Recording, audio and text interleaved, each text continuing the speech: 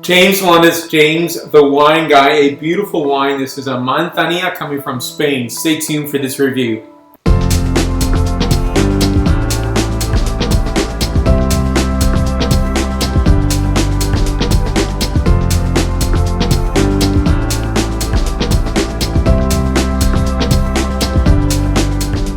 Manzanilla is a beautiful wine style, sherry wine style.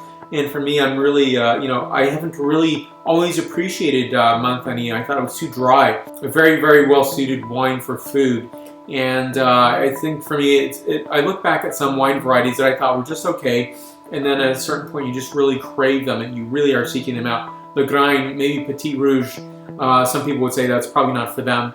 Grenache, Mourvedre. So many wine, sherry styles. So Fino might be too austere for many a palate, but for me, remember that was one of my first sherries that I tried, and I thought, this is really dry, and I don't really care for it. And I think as long as it's paired with food, it's fine.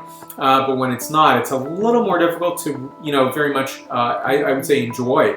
It's not really that beautiful, characteristic wine you expect.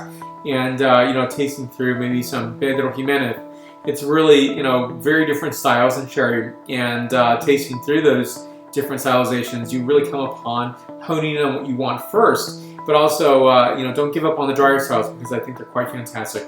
So what we have here is a longtime producer, Manzanilla. It's called La Cigarrera. So this is a 375 milliliter bottle, 15% ABV. It says served chilled, of course. This DO is known as Manzanilla San Lucar de Barrameda. And this firm on the back panel shows that this is dating back to 1758. So, this is harkening back to the love and beauty of this particular wine style.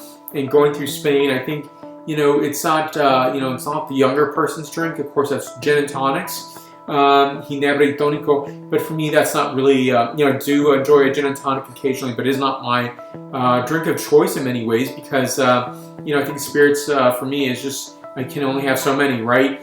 And it probably goes with saying for a lot of people. So first, we're going to talk about the scent characterization, flavor profile, and then the point score. So here we are, first of all, in San Francisco.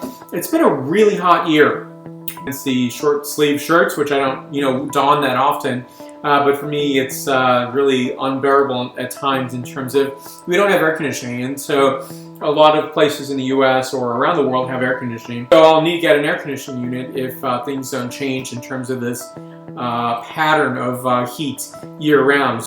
So for scent characterization, flavor profile, and the point score. So in this, I'm getting the scent characterization of fresh heirloom apple, Adriatic fig, beeswax, almond, and a hint of flowers on this wine. So next is the flavor characterization, then the point score. Beautiful flavor characteristics include bright citrus tones, passion fruit, almond, honeycomb, gorgeous minerality, and a hint of fennel. This wine is a 9.4 out of my 10.0 scale. I think that is 94 points out of 100 points. So leave your questions and comments down below. Like button is down there as well. And I would say also subscribe if you haven't done so already. The subscribe button's right here. And thank you again for watching this video today. So please let me know about your favorite producers, your favorite styles of sherry. You can list them down below. You can do that on the many social medias that I'm on that you might be on as well, such as Facebook, Twitter, Google+, Pinterest, LinkedIn, as well as Instagram and WordPress. Thank you again for watching today. Stay tuned for more. Salud.